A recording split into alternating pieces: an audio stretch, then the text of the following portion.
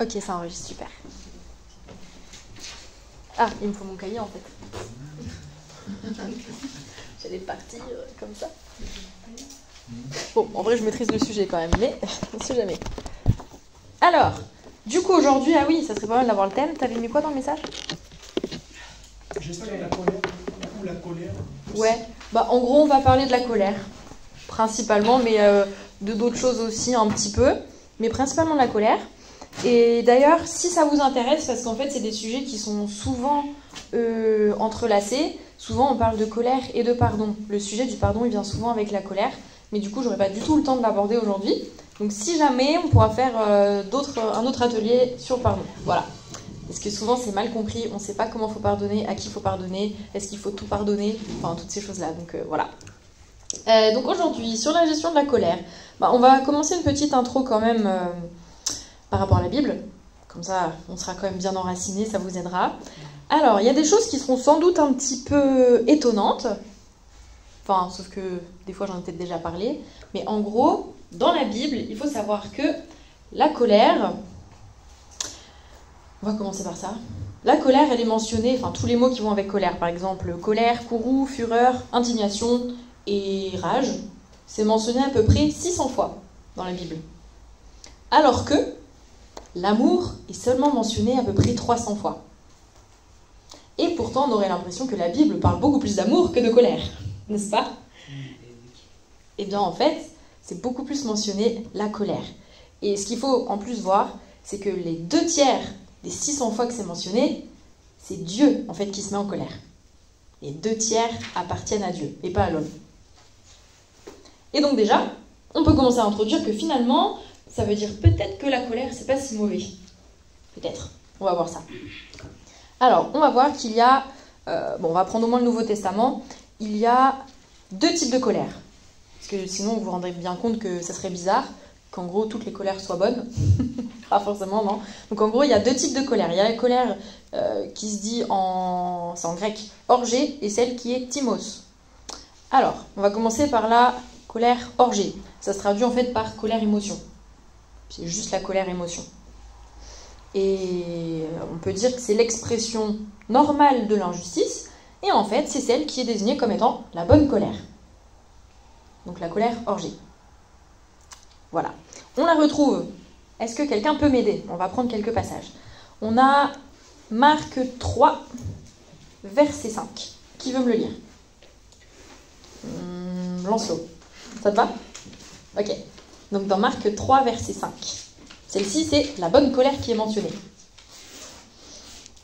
Alors, promenant ses regards sur eux avec indignation, et en même temps affligé de l'endurcissement de leur cœur, il dit à l'homme, « Étends ta main. » Il l'étendit, et sa main fut guérie. Voilà, donc là, c'était pour colère, c'est le mot indignation. Après, on va prendre Luc, chapitre 14, verset 21. Donc ça c'est orgée toujours. Orgée. Là, on est dans orgée encore, dans la bonne colère. Donc Luc, chapitre 14, verset 21.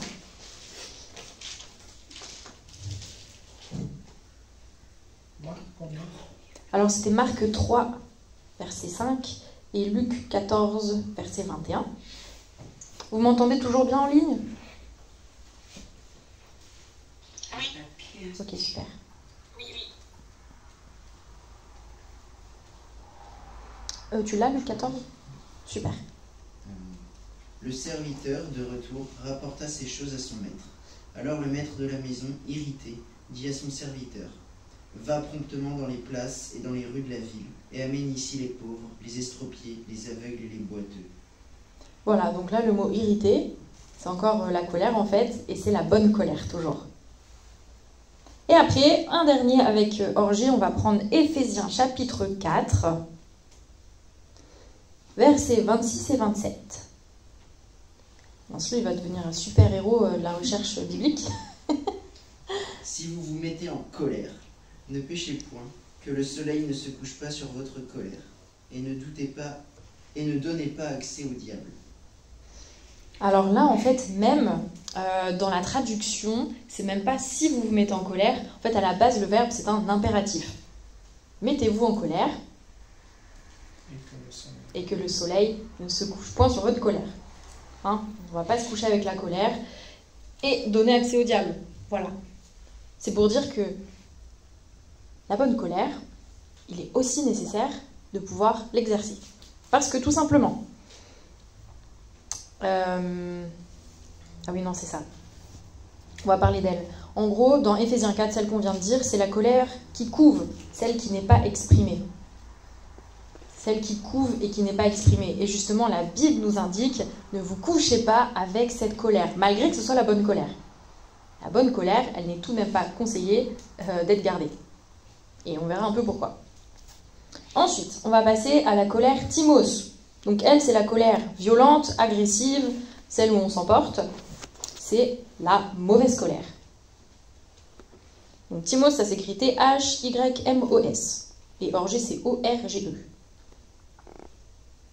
Ce qui est intéressant de noter, c'est qu'en fait, même timos, cette colère violente, là où on s'emporte, elle est aussi parfois utilisée pour Dieu, face aux iniquités de l'homme. Donc même elle, eh bien, Dieu l'utilise. Alors, on va prendre Matthieu chapitre 2, verset 16. On va peut-être pas le prendre, mais dans Matthieu 2, verset 16, en gros, c'est là où Hérode, pris de colère, envoie tuer les nouveau-nés. Donc elle, c'est effectivement la mauvaise colère, on s'emporte, on devient violent, et voilà. Donc ça, Hérode en a été pris, de Timos.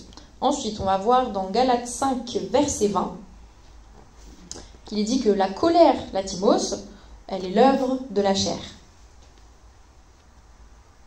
Et ensuite, dans Galates 5, 22, juste après, ce qui est intéressant, c'est qu'on peut voir que, pour que cette colère... Ouais, est-ce qu'on peut le lire? Comme ça ira bien. C'est Galates 5, verset 22.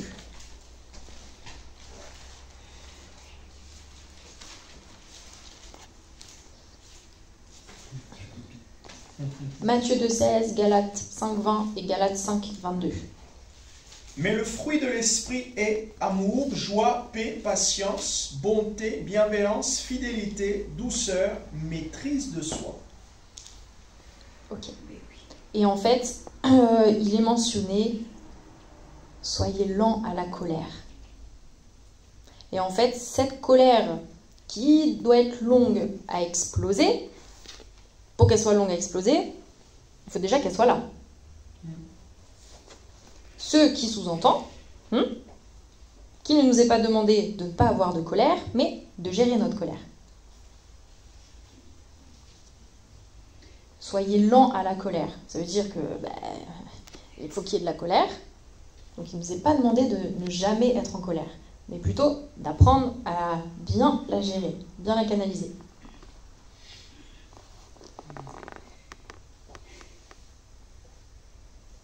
Le fruit de l'esprit ne consiste pas à ne pas éprouver de colère, mais à la dire convenablement. Et dire sa colère convenablement, avec le fruit de l'esprit, c'est-à-dire avec la douceur, la bienveillance, l'amour, la paix, la joie, la maîtrise de soi. Quoi d'autre? La bonté, la patience. Bon, voilà. Le fruit de l'esprit ne consiste pas? Ne consiste pas à ne pas éprouver de colère, mais à la dire convenablement.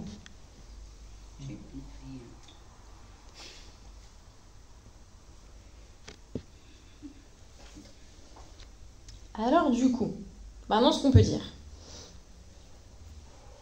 c'est que là où ça devient vraiment intéressant et cohérent avec notre vie chrétienne, ce qu'on va faire ce soir, c'est que je vais vous apprendre à exprimer bien votre colère. On va faire ce qu'on appelle de la communication non violente. Donc en fait, il y a certains détails pour pouvoir bien s'exprimer et dire notre colère. S'exprimer convenablement pour être des chrétiens qui sont en cohérence avec notre foi et bien forcément qui ont le fruit de l'esprit aussi qui s'exprime. Alors, ce qui est important de garder en tête, c'est que il est en fait nécessaire de bien nous exprimer quand on est en colère, tout simplement parce que c'est pas nous les juges et c'est pas à nous de donner les sentences. Parce que quand il y a une injustice, quelque chose de pas bien, on est en face d'une iniquité ou quoi, c'est pas à nous l'homme en fait de donner sentence, de punir avec notre colère. Genre, on met une claque parce que il le mérite bien. Ça, c'est une sentence, un jugement. Ça, on ne peut pas le faire parce qu'on n'est pas juge. Donc du coup, on peut prendre Romains, chapitre 12, verset 19.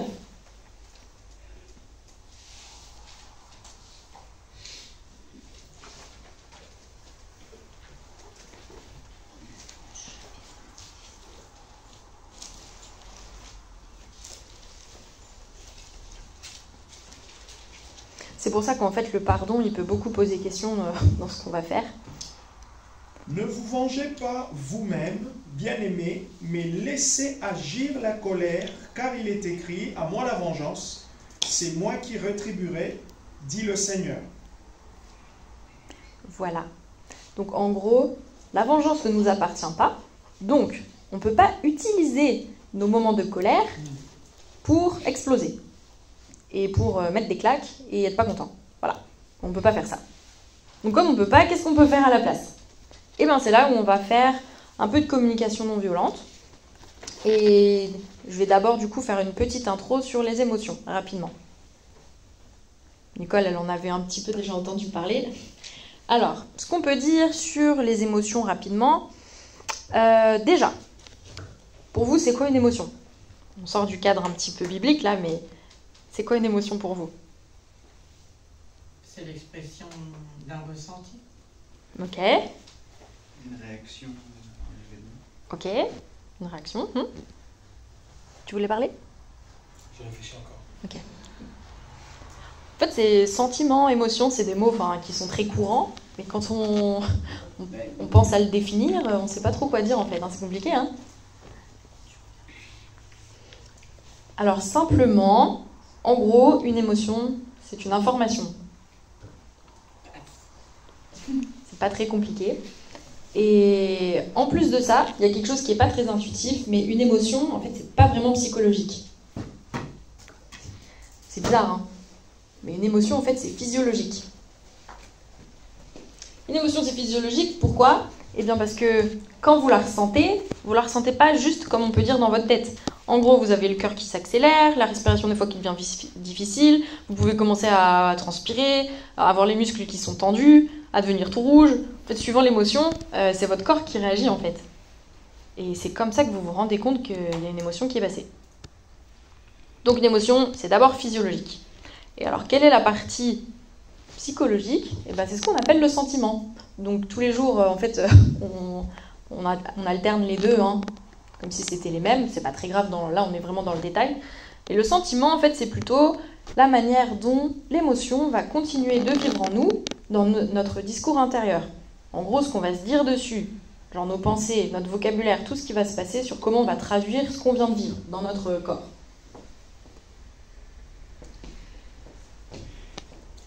Voilà. Et donc du coup, le sentiment, c'est quelque chose d'un peu plus diffus, alors que l'émotion, c'est vraiment très contextuel. C'est lié à un contexte. Il se passe un truc, il y a une émotion, il n'y a plus de contexte, il n'y a plus d'émotion. Alors que le sentiment, il peut être un peu tout le temps, il voyage un peu... c'est un peu plus diffus. Donc, ce qu'on peut dire d'autre, souvent on dit qu'il y a des émotions positives et négatives. Et souvent d'ailleurs en tant que chrétien, c'est un peu le truc qui revient pour dire celles qui sont négatives, faut pas les ressentir. Genre, on les sort de notre vie. Pas du tout. Alors en gros, ce qu'on va dire, c'est plutôt qu'il y a ce qui est plus juste, c'est qu'il y a des émotions agréables et des émotions désagréables. Parce qu'effectivement, être en colère, on se sent pas hyper bien. Quand on est triste, on a mal. Et d'ailleurs, ce qu'il faut garder en tête, c'est bien intéressant, pour légitimer quand on a mal au cœur, c'est que la douleur morale et la douleur physique, elles sont traitées au même endroit dans le cerveau. Et donc quand on dit, quand on est triste, je sais pas, qu'on vit un deuil, ou que il y a une situation difficile, on s'est pris la tête, on se sent mal, et que les gens ils disent « c'est bon, passe à autre chose, c'est que dans la tête, finalement, ça va, ta vie va bien ». Et en fait, c'est effectivement dans la tête que ça se passe dans le cerveau, mais c'est pas juste en fait quelque chose qu'on peut pas quantifier, qui est pas existant. Notre douleur morale, psychologique, on la ressent exactement au même endroit dans le cerveau, c'est traité au même endroit que notre douleur physique. Et ce qui est injuste, c'est que si vous vous coupez un bras, quelqu'un va pas te dire « oh, c'est rien, c'est que dans ta tête ». La personne va dire « oh purée, mon pauvre, c'est quand même horrible ce qui t'arrive ». On va plutôt être vraiment compatissant. Alors que quand on a des douleurs psychologiques, on va juste nous dire « oh, passe à autre chose ». Donc en fait, c'est légitime. Partout où on a mal, c'est légitime. Ensuite, ce qu'on peut dire, c'est, je trouve, une bonne image pour bien comprendre les émotions. Ça peut être vu comme le tableau de bord d'une voiture.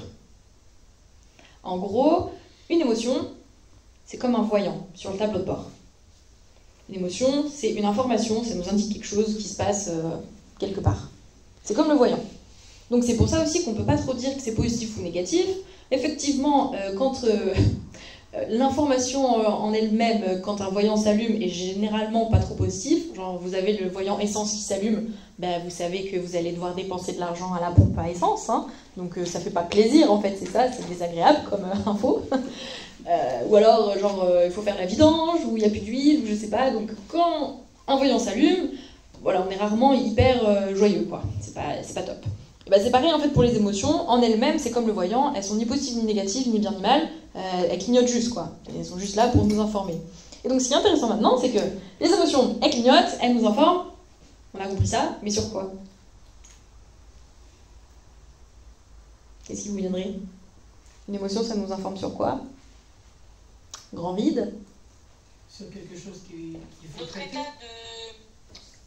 Le moment où on pense, là, comment ça s'appelle? En mode, l'émotion, elle arrive comme un signal dû au contexte dans lequel on se trouve. Absolument. Ça, c'est un bon résumé. Et tu as dit, ça nous indique sur? Quand ça s'allume, je ne sais même plus ce que j'ai dit. Ah. Ça s'allume, c'est une information qu'il faut traiter. Oui, voilà. Ok. Bah alors là, en fait, vous vous êtes arrêté juste avant la réponse. Vous avez résumé le premier point. Mais au moins, vous l'avez bien résumé. En gros, l'émotion, elle va nous indiquer un besoin. Donc quand ça clignote, c'est pour nous dire attention, tu as besoin de. C'est comme le voyant de la voiture. Attention, il y a besoin d'essence. Attention, il y a besoin de faire la vidange. Attention, vous allez trop vite. Il y a des voitures qui peuvent faire ça aussi. C'est ça. Ça nous indique en fait sur un besoin de mettre l'essence, ralentir, faire la vidange, je sais pas, mettre de l'huile, bon, tout ça quoi.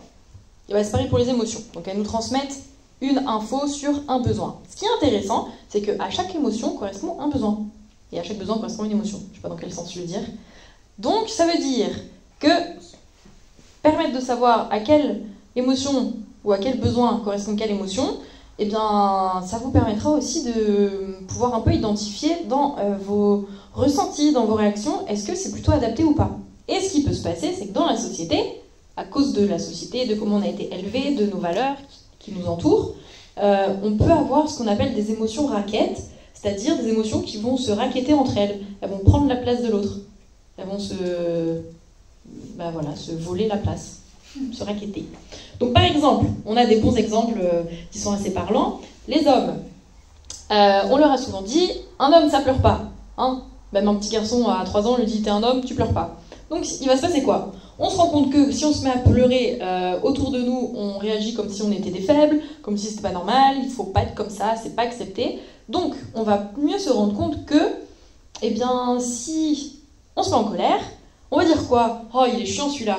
Mais on va pas le traiter de faible, on va pas en fait le dénigrer, on va pas dire, enfin, c'est pas normal, c'est un homme, voilà.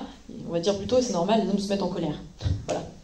Donc du coup, c'est plus socialement accepté de se mettre en colère quand on a un homme. Donc il se passe quoi? Quand les hommes, en fait, ils vivent quelque chose de difficile, ils ont de la peine et il serait normal de pleurer, ils font quoi?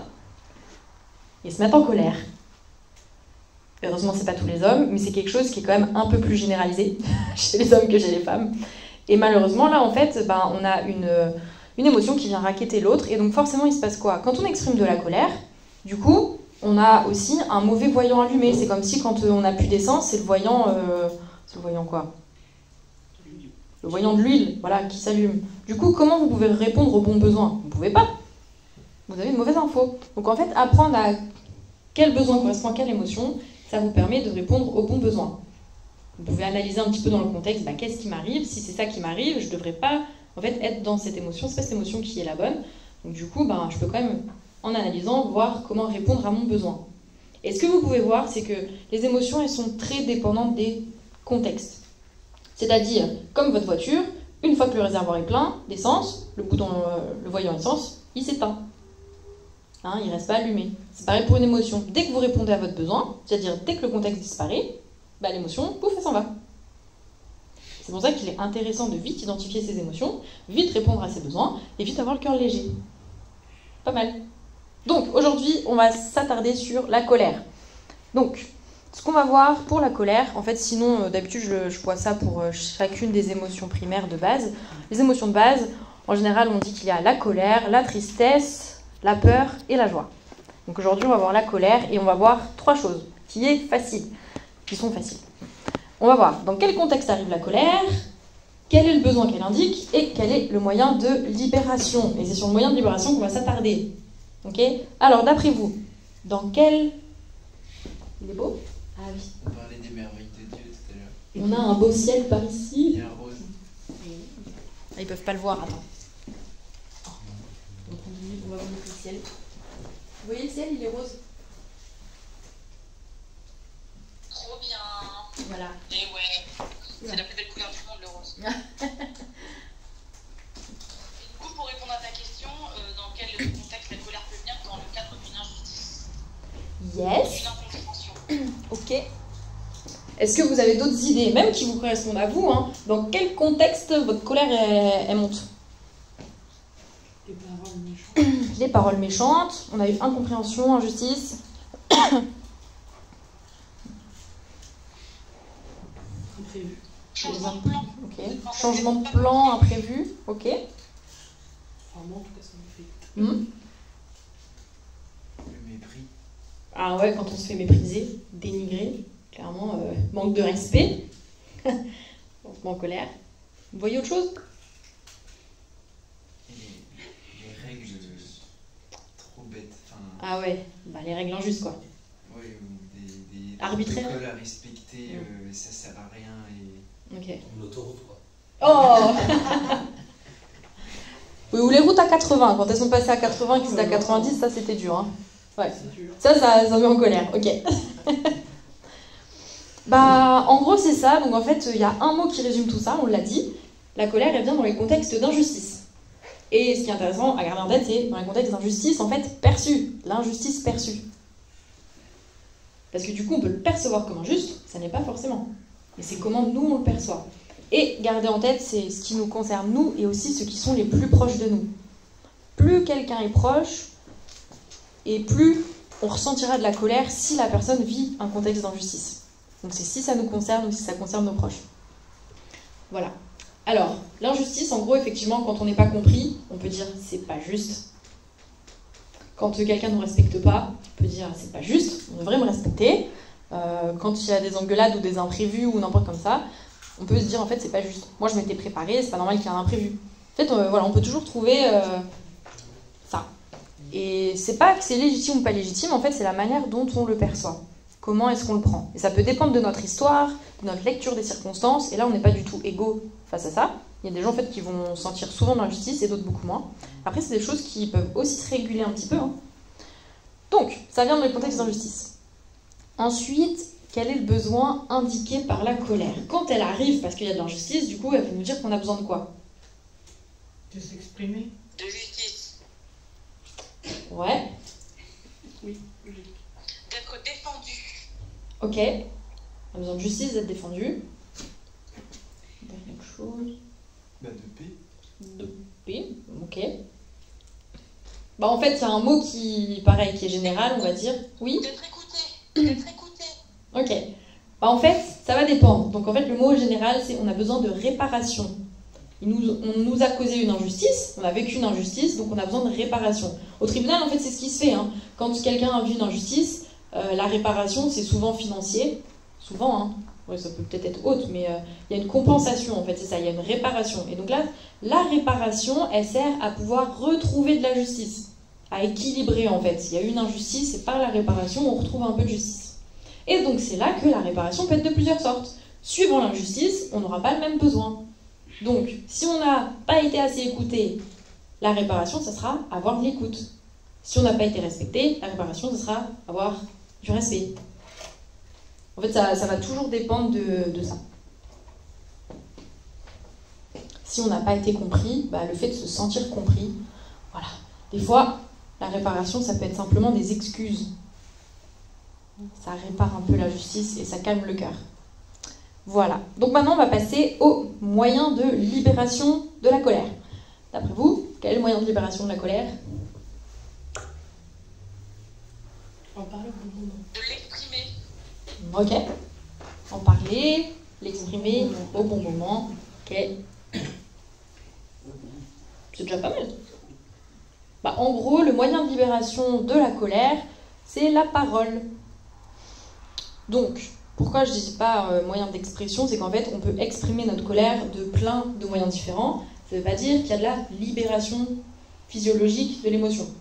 On peut s'exprimer en criant, en tapant, je sais pas, contre un punching ball, en allant courir. En fait, on peut exprimer notre colère, enfin, on peut la vivre parce que la colère... Ah oui, déjà, ça c'est utile, peut-être que je le dise. La colère, c'est l'émotion qui sert à défendre ses limites. Donc, forcément, comme elle sert à défendre nos limites, quand il y a de l'abus, nos limites sont transgressées, on dit ça, transgressées, pardon. Quand nos limites sont transgressées, la colère, elle nous permet, en venant, de nous donner une sorte d'impulsion de force et de, du coup, repousser les intrus, repousser le mal, repousser l'injustice. Donc, forcément, quand la colère monte, on a une poussée d'énergie. C'est qui préserve. Il sert à défendre nos limites. Elle sert à Tu peux défendre nos répéter, limites. s'il te plaît, Barbara, t'as dit que la colère, c'est l'émotion qui sert à... À défendre nos limites. Elle sert à défendre nos limites. Merci. Contre des abus qui pourraient arriver et transgresser nos limites, justement. Donc c'est une émotion qui est quand même utile. Et d'ailleurs, je dis défendre nos limites, mais justement, comme on parlait de nos proches, aussi défendre nos proches. Quand la colère va monter, des fois, parce que c'est nos proches qui vivent des injustices ou des abus. Bon, sachant qu'un abus, c'est une injustice, voilà. Du coup, quand on va courir, quand on tape sur un punching ball, quand on lance des assiettes par la fenêtre, voilà, tout ce qu'on peut faire quand on est en colère, en fait, ça va servir à l'exprimer, mais pas à la libérer. Justement, ça ne va pas servir à l'apaisement intérieur. Parce que du coup, on a beaucoup moins de chances en faisant ça de réussir à quoi? Trouver réparation. Si quelqu'un nous manque de respect, c'est pas en lui jetant une assiette à la figure qu'il va s'excuser. Donc du coup, on ne cède pas nous-mêmes à avoir justice. Ok? Mais par contre, c'est effectivement un moyen d'expression de la colère. Donc, moyen de libération, ça va être la parole. Et la parole sous toutes ses formes. La parole écrite, la parole orale, je ne sais pas quoi. Voilà, vous pouvez faire des vocaux, des messages, en direct ou en pas direct. En gros, l'expression par la parole de la colère, c'est le moyen de libération. Et donc, en fait, on va voir maintenant comment on s'exprime, du coup, avec la parole.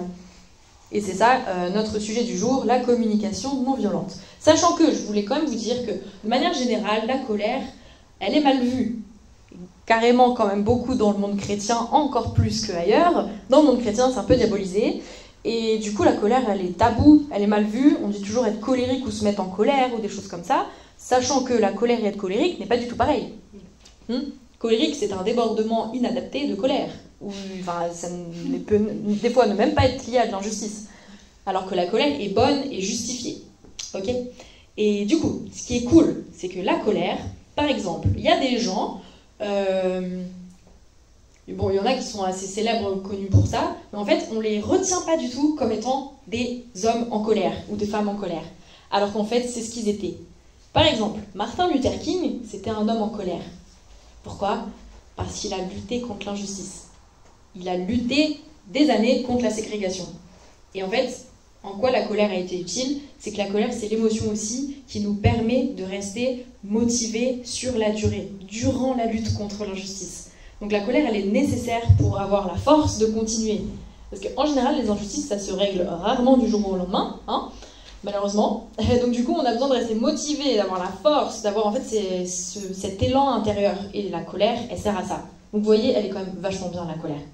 Elle est utile. Et vous pouvez voir que déjà, le monde, il va pas très bien. Imaginez, il n'y avait pas de colère. Ça voudrait dire que tout le monde serait insensible à l'injustice et personne essaierait de les régler. Tout le monde serait insensible à l'injustice, donc tout le monde serait en mode ok, on peut se faire du mal les uns aux autres, c'est tout à fait normal, je m'en fiche, voilà. Et du coup, justement, parce qu'il y a de la colère, ça limite aussi l'injustice. Vous voyez? Elle est un peu mieux dans votre tête, du coup, la colère maintenant. Hein, c'est bien. Et aussi, justement, ce que vous pouvez vous rappeler, c'est que la colère, ce n'est pas la violence, ce n'est pas la haine, et ce n'est pas l'agressivité. C'est autre chose. Il peut y avoir la même racine, ça peut partir d'un sentiment d'injustice, mais ce n'est pas la même chose. Et on peut prendre une image par exemple. Vous voyez une pomme, ça s'appelle une pomme. Imaginez, vous la mettez dans votre composteur, elle se décompose, elle devient de la terre, elle se fait manger par les asticots et les vers de terre et tout ça. À la fin, ça devient du terreau, du compost. Le jour où vous passez devant votre compost, vous vous dites pas, tiens, c'est une pomme. Ça ne ressemble plus à une pomme, vous dites quoi, c'est de la terre. Voilà. Et bien c'est pareil pour la colère, avec les trucs qui lui ressemblent, genre l'agressivité, la violence et la haine. Ça pouvait démarrer en colère, et ça finit en étant plus de la colère. Ben voilà, c'est pareil qu'un légume que vous faites décomposer. Au début c'est ça, à la fin ce n'est plus ça. C'est même plus la même chose, plus du tout. Vous ne mangez pas de la terre, alors qu'un légume vous le mangez. Voilà. Et ben c'est pareil. La colère c'est mangeable, l'agressivité, la haine et la violence c'est immangeable. Imbuvable, rien du tout. Voilà. Je vais boire, je m'étouffe. Donc maintenant, ce qui nous intéresse en tant que chrétiens, c'est de pouvoir maintenant, on sait que la colère est bonne, elle est bien, elle est saine, c'est de savoir qu'est-ce qu'on en fait, comment on l'exprime, quand on veut s'exprimer pour ne pas blesser, pour ne pas dépasser les bornes, pour ne pas s'emporter, et voilà, juste pour manifester de la bienveillance, de la bonté, de l'amour, de la paix et tout ça. On va utiliser ce qu'on appelle la communication non violente, c'est pas chrétien à la base, mais en fait ça reprend tout ce qu'on a besoin quand même. Donc c'est utile. Alors, la communication non violente, ça revient à rechercher la bienveillance dans l'échange, et notamment, en fait, c'est comme une sorte de stratégie pour désamorcer les mines. C'est quand vous voyez quelqu'un en face de vous, c'est comme s'il est miné, il y a des mines, et suivant comment vous allez l'aborder, vous allez toucher une mine, et bim, ça explose. Et du coup, la communication non violente, c'est comme si on apprend à être des démineurs et à éviter les mines. Donc, ça facilite quoi ? Ça facilite qu'on ait un retour collaboratif pour nous aider à aller mieux. Alors la personne nous a mal parlé par exemple, et bien en faisant un peu de communication non violente, un peu de stratégie, l'autre va finalement arriver par vouloir collaborer et nous rendre heureux. Alors qu'à la base il nous a fait du mal. Alors que si on lui rentre dedans direct, eh bien, il va se passer quoi ? Il va faire bah, tu vas voir, je vais continuer, tu vas être bien heureux. En général c'est ça. Et du coup, en fait on va voir que en grandissant dans la maîtrise de soi, parce qu'on a besoin pour arriver à bien communiquer avec la communication non violente, en grandissant dans la maîtrise de soi, dans le fruit de l'esprit, eh bien il se passe quoi ? On grandit aussi dans le retour dont on a besoin pour notre propre cœur.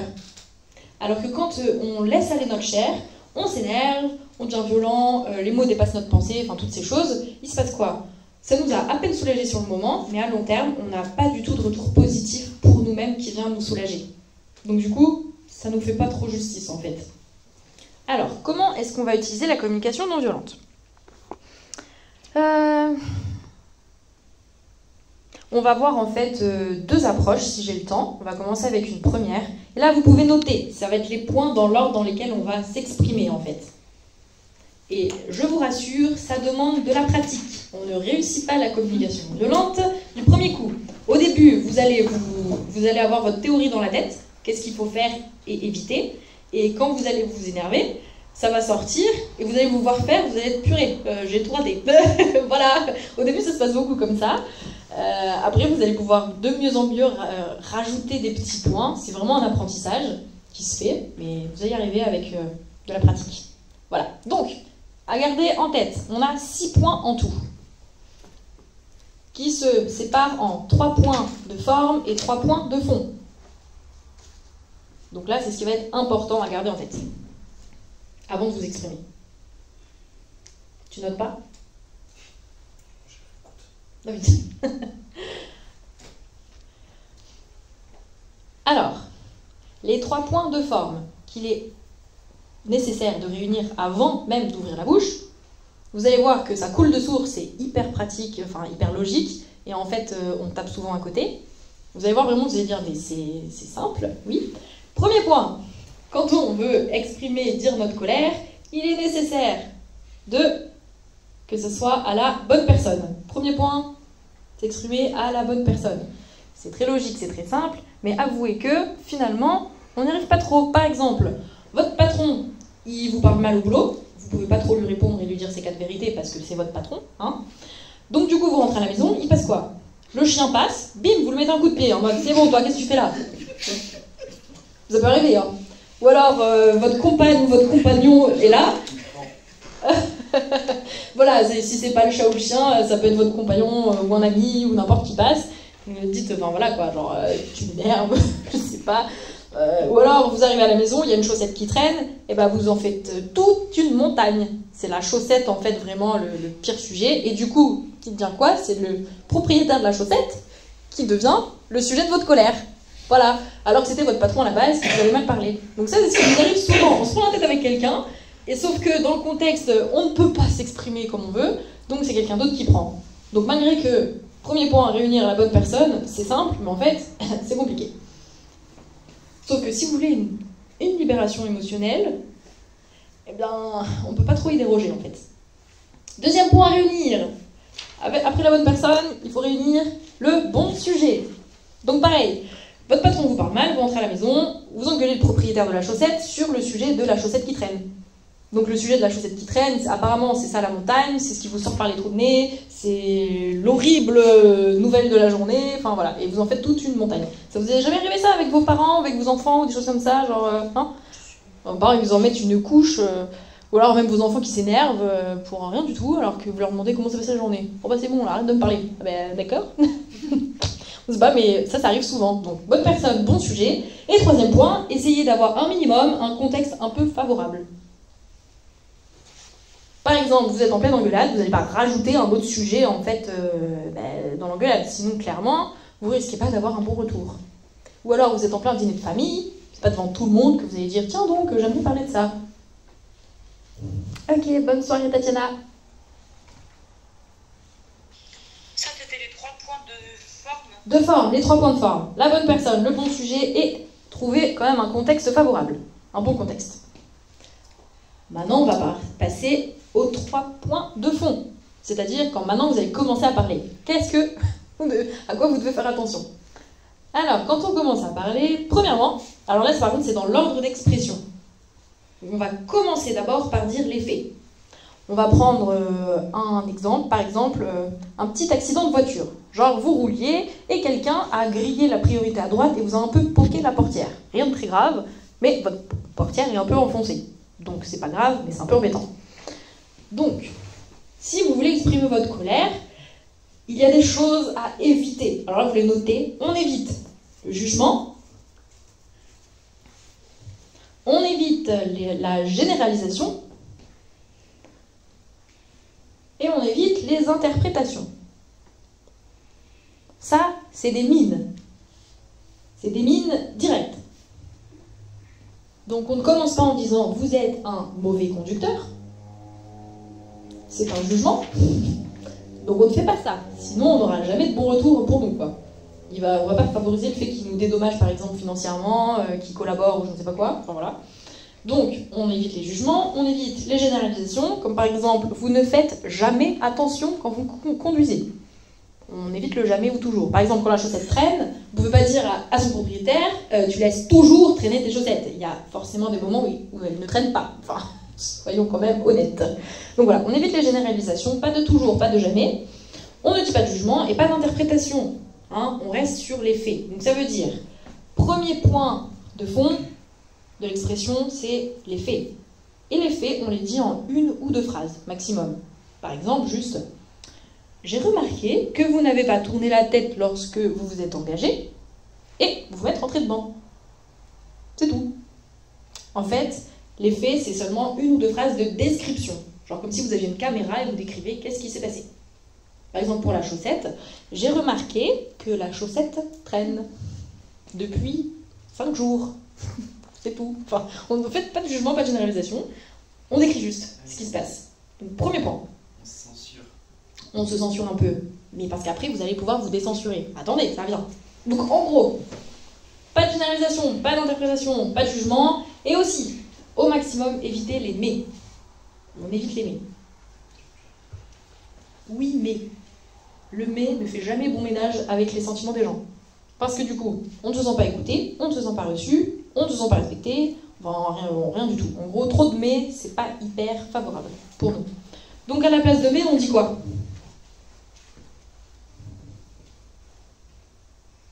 C'est pas facile, hein. Ben si, on peut dire, il y a des alternatives. Du coup. Non, du coup, ça marche. En fait, suivant la phrase, bon, tout marchera pas, mais du coup, ça peut marcher. À la place de mais, on peut dire et. Tu m'as écouté, mais tu fais toujours ça. Ça marche pas. Tu m'as écouté, et en même temps, j'ai quand même remarqué que les chaussettes traînaient encore. Et bah, c'est pas un mais, c'est et quand même. Et en même temps. Et donc, on peut dire ou même et, juste et. Par exemple, quand quelqu'un nous dit vos frais sont très élevés pour votre produit que vous vendez. Vous pouvez dire pas oui mais, oui. Et c'est parce que nous mettons énormément de moyens pour déployer notre publicité, pour avoir une qualité supérieure. Non, voilà, on dit et. Pas mais, pas de justification. Juste, on présente. Voilà, donc, maintenant on passe au deuxième point. C'est là que vous allez pouvoir sortir les violons et vous plaindre. Donc le deuxième point, c'est ce qu'on appelle les conséquences. Premier point, on dit les faits. Deuxième point, on dit les conséquences. Donc les conséquences, là, vous pouvez vraiment dire tout ce que vous avez à dire, en évitant quand même les mots à éviter. C'est tout de même l'opportunité de vous plaindre. Donc par exemple, pour notre accident de voiture, notre petit accident de voiture, on a juste dit j'ai remarqué que vous n'avez pas tourné la tête lorsque vous êtes engagé et bon, finalement vous m'êtes rentré dedans et ma voiture est poquée. Enfin ma porte est poquée, ma portière. Et là on commence les conséquences.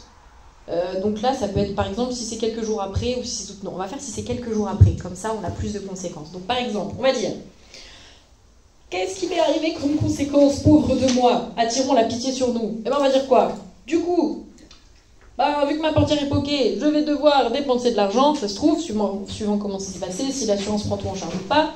Je vais devoir perdre du temps pour aller la déposer au garage, m'organiser avec une seule voiture, je ne sais pas. C'est des conséquences quand même. Hein. Après, on peut avoir quoi? Vu que ça m'a stressé, j'ai eu peur quand même de l'accident, on m'est quand même rentré dedans. Il s'est passé quoi? Le soir, j'étais stressée, j'ai eu du mal à dormir. Un sommeil difficile et agité. Du coup, le lendemain, j'étais irritable avec ma famille. J'ai eu des problèmes du coup de famille, avec ma femme, avec mes enfants. Hein.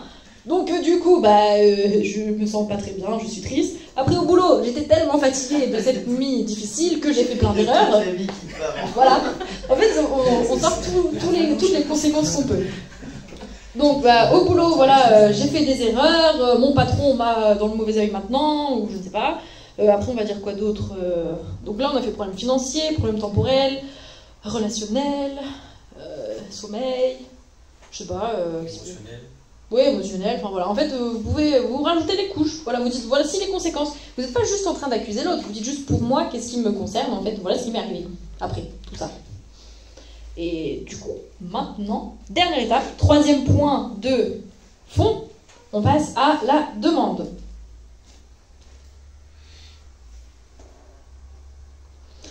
La demande, elle doit être claire, précise, concise, réalisable.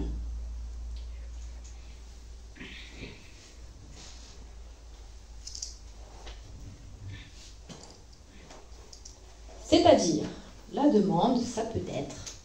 Et là, du coup, ça va dépendre des situations, ça va dépendre de chacun, des besoins de chacun, de quoi il a besoin pour se sentir mieux. Mais donc, dans notre contexte d'accident de voiture, la demande, ça peut être, par exemple, si vous êtes d'accord, et dans la communication non violente, on demande toujours la permission.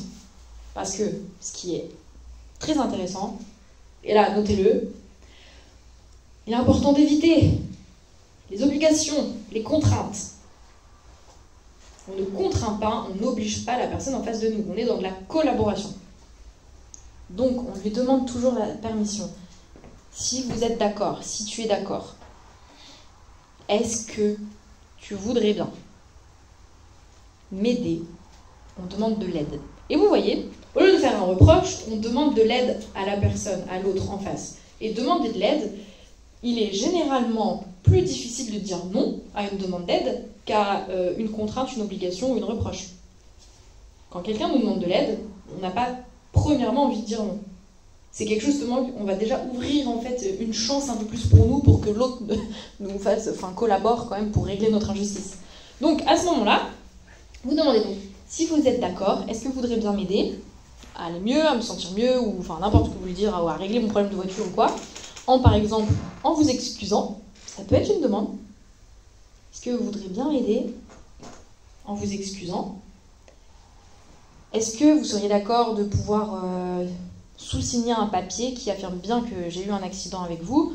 Et du coup, bah, voilà, ça peut comprendre mon retard au travail, ça pourra justifier à mon patron du retard que j'ai, s'il y en a, ou voilà, n'importe quelle conséquence, même pour ma femme, si je deviens irritable et pas du tout agréable, bon, au moins ça justifiera, ou je ne sais pas. Voilà, ça peut être un papier. Vous pouvez aussi lui demander, bah, si vous êtes d'accord, est-ce que vous voudriez bien prendre en charge une partie des réparations, financièrement? Voilà, bon, ça va dépendre du contexte. Quand on est une femme, c'est aussi le moment de pouvoir dépouiller notre mari. À ce moment-là, on peut lui dire, alors, chérie, si tu es d'accord, si tu veux bien m'aider, en fait, que je puisse aller mieux, j'aurais besoin de, s'il te plaît, un bouquet de fleurs, peut-être un dîner, un restaurant. Si jamais c'est faisable, aussi un week-end en amoureux quelque part de sympa, j'aurais besoin que tu me fasses 20 minutes de massage, ça aidera à améliorer mon humeur, voilà. Bon, c'est ça cause une chaussette. Ah bah, si c'est une chaussette, oui, bon, ça peut, hein. Un tacos? Avec 4 viandes. Avec 4 viandes, voilà. 4 viandes, voilà. Pas le même prix. Pas le même prix non plus. Donc voilà, en gros, la communication non violente, elle n'est pas seulement faite pour nous restreindre, pour que ce soit nous en plus d'avoir vécu une injustice, qui devons encore prendre sur nous jusqu'au bout. C'est aussi l'occasion, en fait, de pouvoir avoir un retour pour nous. Ok, donc ça vous donne quoi? La possibilité de vous exprimer, de dire ce qui vous est arrivé, comment vous vous sentez, et de faire des demandes. Et tout ça en étant entendu jusqu'au bout. Parce qu'en général, si on reprend l'histoire de la chaussette, si on lui dit t'es qu'un feignant, tu ne m'écoutes jamais, tes chaussettes traînent toujours, on aura quoi en face? Bah tu vas voir, sur tout le reste de tous tes jours de ta vie, tu vas avoir une chaussette qui traîne. Voilà ce qu'on provoque. On provoque de la rébellion au lieu de provoquer une collaboration. Donc par la communication non violente, on démine la rébellion, et on essaye au maximum stratégiquement d'avoir une collaboration. Donc ce qui est intéressant, c'est qu'en fait tous ces points sont quand même en accord avec la parole de Dieu. On reste bienveillant parce qu'on ne cherche pas à couper la relation, ce qui se fait quand on est dans le reproche, naturellement. On cherche à construire le lien. Et c'est ce qui est intéressant, c'est que les conflits sont des sources de construction d'amour et de proximité. Et pourtant, beaucoup de gens craignent les conflits, alors qu'un conflit est l'occasion de pouvoir rentrer dans une intimité émotionnelle avec l'autre. Quand c'est bien fait. Hein, c'est une occasion, ce n'est pas toujours le cas, suivant comment on se jette dans le plat. Et justement, en utilisant la communication non violente, on augmente nos chances de pouvoir améliorer le lien, se faire entendre, que l'autre collabore. Du coup, en fait, vraiment d'améliorer, avoir un lien qui est plus satisfaisant, plus profond, plus agréable. Enfin voilà. Et on n'est plus en train de se tirer dessus les uns les autres. En mode, oui, toi là-bas, tu laisses traîner tes chaussettes. Non, non, non, tu n'es que ceci, cela. Bon, on évite ça. Donc ça, c'était la beauté théorique. Maintenant, vous allez pouvoir essayer de la mettre en pratique. Parce que vous allez vous rendre compte que quand la moutarde vous monte au nez, les neurones se grillent. Et la théorie est oubliée et on fait comme on peut. Donc c'est pour ça que c'est vraiment à force de pratique qu'il puisse y avoir quelques habitudes qui vous permettront que même quand les neurones sont grillés, que naturellement il y a des choses que vous arriviez quand même à éviter parce que c'est un peu mieux rentré. Mais ça mettra du temps. Hein, et même moi qui connais bien la théorie, mon mari ne doit pas forcément se demander si je suis bien psychologue. Hein, n'est-ce pas?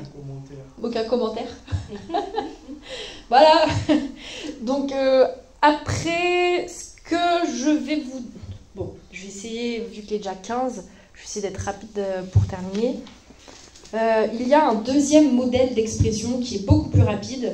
Donc en fait, le premier que je vous ai dit avec les 3 points de forme, 3 points de fond, ça c'est un modèle que je suppose que j'ai créé, parce qu'en fait je ne sais pas d'où vient.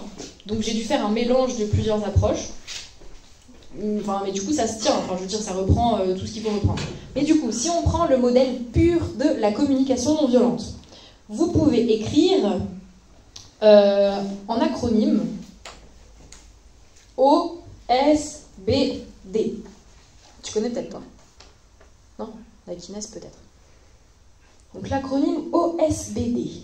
Donc là c'est dans le sens d'approche pareil de la conversation. Là ça va être plus rapide. Le O, qu'est-ce que ça peut être d'après vous?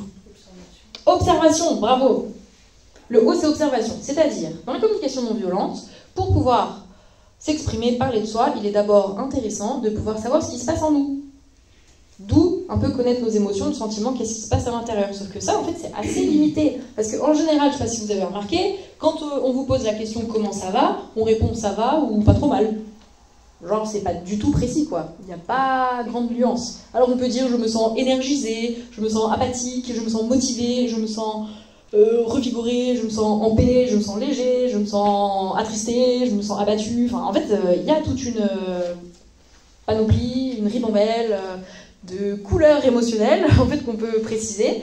Et quand on communique avec les autres, c'est ce qui est important de commencer à faire. D'accord, à bientôt Camille. Du coup, dans la communication non violente, voilà, c'est ce qui est important de faire, c'est qu'on commence par l'observation, par le haut, à pouvoir observer ce qui se passe à l'intérieur. Pouvoir commencer à mettre des mots. Et en sachant ce qui se passe, du coup, on aura des indices sur nos besoins. Parce que pour faire une demande, il faut savoir de quoi on a besoin. Qu'est-ce que je dois demander pour que j'aille mieux? Donc, on commence par l'observation. On voit en nous qu'est-ce qui se passe, on regarde la situation. Et quand on commence à s'exprimer, c'est ce qu'on fait aussi comme les faits. On décrit juste, on observe, on fait une observation, on décrit la situation. Ensuite, après le O, il y a le S. Qu'est-ce que c'est le S? Sentiment. Après avoir parlé rapidement de la description de la situation, on parle de nos sentiments.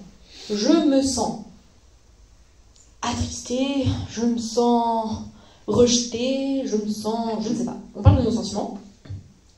Et après, le S, on a le... Oui? On en parle à la personne? Oui, là, c'est la manière dont on va commencer à dérouler notre conversation. On commence par observer, enfin faire une observation de la situation, une petite description, comme on a vu pour les faits, une ou deux phrases. Après, on parle de nos sentiments, comment je me sens. Au lieu de dire, en fait, en communication non violente, on dit cette phrase, on évite le tu qui tue. Pour dire tu n'es qu'un feignant ou tu ne m'écoutes jamais, ou comme ça c'est des tu qui tuent. Donc on évite les tu qui tuent et on dit plutôt du je. Donc voici la situation, ce qui se passait rapidement, et ensuite je me sens, et pas tu et nana. On dit je me sens comme ça. On ressent sur soi. Et du coup, en faisant ça, on évite d'exploser l'autre, faire exploser l'autre. Donc je me sens, nanana. Et ensuite, OS, le B. Que veut dire le B? Le besoin. Yes. C'est ça. Donc là, on va parler de notre besoin. Donc simplement, on va dire, par exemple, si je me sens attristé, rejeté, j'aurais besoin d'amour, ou alors j'aurais besoin d'être plus écouté, ou j'ai besoin voilà, d'être rassuré. En fait, ça va dépendre du contexte. Et donc là, ensuite, on passe au S, B, on passe au D. Quel est le D? La demande. Bravo, bravo. Vous avez les neurones connectés. Donc la demande, c'est là où on fait une demande, comme je disais, claire, précise, réalisable. La demande, ça va être, si tu es d'accord encore une fois, on commence, si tu es d'accord, j'aurais besoin que tu prennes peut-être 5 minutes pour m'écouter, particulièrement aujourd'hui. En fait, on fait une demande vraiment claire, que la personne, c'est pas juste j'ai besoin de plus d'écoute. Parce que l'autre, entre ce que vous pensez être plus d'écoute et ce que l'autre pense être plus d'écoute, vous avez peut-être besoin de 30 minutes, la personne, elle va vous donner 2 minutes. Elle va vous dire, c'est déjà plus d'écoute. Donc en fait, c'est pour ça qu'il faut être clair et précis dans sa demande, sinon vous allez rarement avoir le retour espéré. Voilà, donc ça, c'est la théorie comme ça. Ensuite, la question, c'est, mais si la personne est décédée, si la personne est injoignable, si la personne est notre patron, et que du coup, même si on fait de la communication non violente, en fait, on peut pas lui faire. On peut pas lui parler de nos sentiments, on peut pas aller lui faire une grande discussion là-dessus. Ben, on fait quoi? On reste sur sa faim. On reste sur sa faim. Quelle belle solution. Hein? On consulte. On peut consulter, tout à fait. On écrit. On écrit. Ouais. Et ben en fait, on a comme des solutions parce que ce qui est sympa, c'est que pour le cerveau, que ce soit dans la réalité ou dans le niveau symbolique, dans l'imagination, ben pour lui, c'est à peu près similaire. Donc du coup, ce qu'on peut faire, c'est que si c'est notre patron ou quelqu'un qui est mort depuis longtemps, mais on se rend compte qu'en fait, il y avait une grande injustice et qu'on a besoin de tenir notre colère, et ben on peut faire, soit on s'exprime par écrit et on adresse la lettre à la personne. Cher un tel. C'est pas juste oui, on parle à une autre personne et on dit il m'a fait ça et du coup je me suis sentie comme ça. Non, on s'adresse à la personne. Ok? On parle à la personne et on utilise en fait ce qu'on a vu, les protocoles.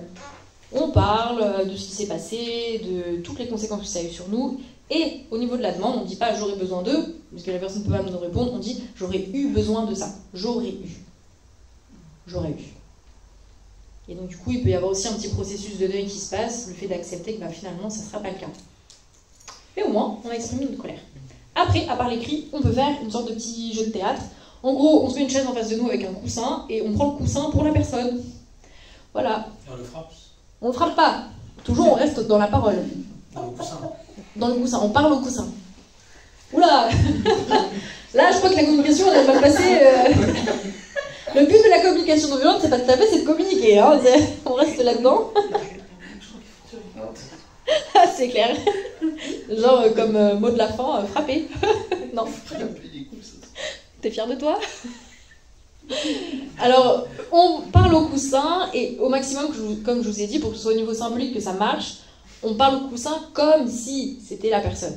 Au maximum, on essaye de faire du comme si. On sait très bien que c'est pas vrai, mais on essaye de faire du comme si. S'il était devant moi, qu'est-ce que j'aurais eu besoin de lui dire? Et on lui dit. Voilà. Donc ça, c'est pas la première meilleure solution, mais c'est une solution. Après, mais je crois que là, j'arrive sur la fin, heureusement. Oui. Donc c'est pour ça que je vous disais, au niveau du pardon, on fait comment? Hein, c'est juste toutes ces questions, quand on est en colère, c'est quelqu'un nous a fait une injustice, et le pardon là-dedans, il est comment? Est-ce qu'on pardonne à tout le monde, même les gens en fait qui s'en fichent de nous et qui continuent à nous faire du mal? Enfin voilà, c'est tout ça. Qu'est-ce que le pardon et comment on fait? Donc peut-être là j'ai pas le temps, donc on fera autre chose là-dessus. Et pour terminer rapidement, j'ai un tout petit exemple. En gros, c'est dans une petite BD que je conseille souvent à mes patients qui sont sympas. Il y a des BD sur les émotions, sur la communication non violente, des choses comme ça. Dans la petite BD, la dame, en fait, c'est un petit personnage. Elle a des amis, un petit rat et un petit renard, par exemple. Et le petit rat, il est en colocation avec le renard qui s'appelle Reynardo. Et donc Reynardo, le renard, il laisse toujours du coup traîner ses chaussettes dans le salon. Donc le rat, il est souvent en colère. C'est un truc vraiment qu'il ne peut pas supporter. Et du coup, le petit personnage de la dame lui explique toute la théorie de la communication non violente. Et ce qui est sympa dans cette BD, je pourrais vous la conseiller, c'est que le petit rat lui dit beaucoup de « oui mais, s'il réagit pas comme ça, oui mais ça marche pas, comment je fais ?» Hein, il y a tout ça. Et du coup, ce qui est sympa, c'est qu'à tous ces oui mais, elle donne plein de petits tips. Et donc du coup, ça rend la communication non violente bien pratique. On a vraiment des réponses qu'on pourra mettre en action si on a besoin. Donc, cette BD, je vous la conseille. Et donc, dans cette histoire de chaussettes, il s'est passé quoi pour reprendre un peu tout le cercle? Après, c'est toute une recherche parce que mettre le doigt sur son besoin pour pouvoir demander à l'autre de nous aider, souvent on ne sait pas de quoi on a besoin en fait. Et donc justement, cette BD, elle demande au petit rat, quand tu vois cette chaussette qui traîne et que tu sens que la moutarde te monte au nez, en fait, tu as besoin de quoi à ce moment-là? Et du coup, le petit rat lui dit, j'ai besoin qu'il range sa chaussette. Et en fait, ça va être souvent notre réaction. Et en fait, c'est pas ça. C'est pas les vrais besoins qui sont derrière. Les vrais besoins, par exemple, là, pour le petit rat, du coup, il part dans une petite enquête et il se rend compte que finalement, ces besoins principaux qui étaient derrière, en fait, cette colère si explosive devant cette chaussette qui traîne, c'était le besoin d'ordre, le besoin d'harmonie et le besoin de beauté. Et ça, c'est compliqué parce qu'on en vient rarement à trouver tout ça qui est derrière, en fait. Et ça s'apprend. Et donc, du coup, ce qui est conseillable, c'est que quand on veut faire de la communication non violente, on a besoin de maîtrise de soi pour avoir les neurones connectés et arriver à se concentrer et dérouler notre temps de parole. Et donc, pour au minimum avoir le cœur quand même le plus léger possible quand on veut exprimer notre colère, eh bien, par exemple, il est conseillé de, si on identifie nos besoins, de pouvoir y répondre un petit peu au minimum avant. Comme ça, on n'arrive pas comme une terre desséchée, désespérément en train de vouloir demander de l'eau et d'arracher l'eau à l'autre, quoi. Donc, par exemple, le petit rat, pour son besoin d'ordre, comme il est colocataire, il a quand même une pièce pour lui, il peut la ranger et mettre en ordre au maximum qu'il peut. Donc du coup, il a suivi quand même, dans un sens, son besoin d'ordre. Pour le besoin d'harmonie, par exemple, si ça lui convient, il peut prendre plus de temps pour se promener dans la nature et voir l'harmonie de la création. Et pour le besoin de beauté, eh bien, il peut par exemple aller se promener et visiter des musées. Observer des galeries d'art, voilà, de la peinture, des choses qui lui plaisent. Et donc ça fait qu'il nourrit ses besoins. En nourrissant ses besoins, son jardin intérieur va mieux, hein, il n'est pas à sec. Et quand il se présente devant la personne propriétaire de la chaussette, il n'est pas désespéré. Avec la colère explosive, Ça lui plaît pas, il est en colère, mais il a le moyen d'un peu mieux se contenir et du coup d'un peu mieux communiquer. Et donc ça peut être intéressant pour nous aussi de ne pas attendre d'être au maximum de la sécheresse intérieure, de pouvoir nourrir nos besoins, trouver un peu des moyens créatifs et du coup de pouvoir plus facilement communiquer. Voilà, j'ai terminé pour aujourd'hui. Donc je peux vous recommander un livre qui est facile à lire, qui est tout petit, qui est beau. C'est ce livre-là. C'est La communication non violente au quotidien. Il coûte, je crois, 12,90 €. Vous pouvez le voir sur Amazon ou n'importe où. Et il est beau. À l'intérieur, en fait, il est un peu imagé. Voilà. Enfin, il y a des petites choses. Et en fait, lui, il est petit, il se lit très rapidement. Et c'est la version résumée du gros livre théorique de la communication non violente. Et du coup, il y a plein d'exemples. Voilà. Ah si, j'ai un dernier truc, pardon. J'ai des exemples, en fait, des purs exemples. Et après, je termine là-dessus.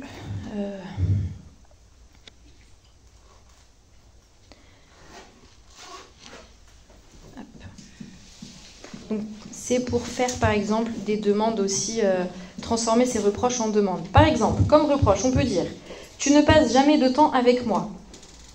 À la place, en demande, on peut dire « J'adore passer du temps avec toi, ça me rend heureuse ».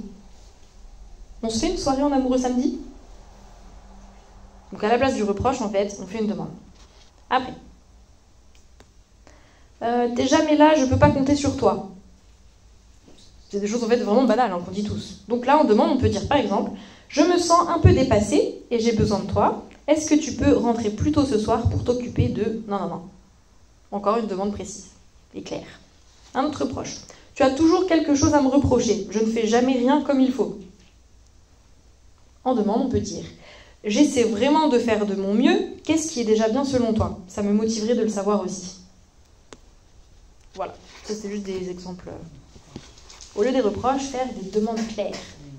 Voilà, eh bien, j'ai terminé pour aujourd'hui. Si vous voulez avoir des ressources dont j'ai parlé, les petites BD, le petit livre, ou si vous avez des questions ou quoi, vous pouvez toujours revenir vers moi. Et puis, une prochaine fois, pour un prochain atelier, je réinterviendrai sur autre chose. Voilà, on complétera, on fera autre chose, je sais pas.